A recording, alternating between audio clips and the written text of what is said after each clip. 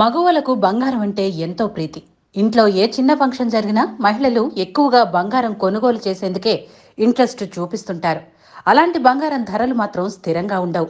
రోజువారీగా బంగారం, వెండి ధరలు మారుతూ ఉంటాయి. ఈ నేపథ్యంలో యోయో ఛానల్ తమ వ్యూవర్స్ కోసం బంగారం ధరలకు సంబంధించిన సమాచారాన్ని అందిస్తుంది. బంగారం, వెండి ధరలు స్వల్పంగా తగ్గాయి. శుక్రవారం 10 గ్రాముల బంగారంపై ₹10 తగ్గింది.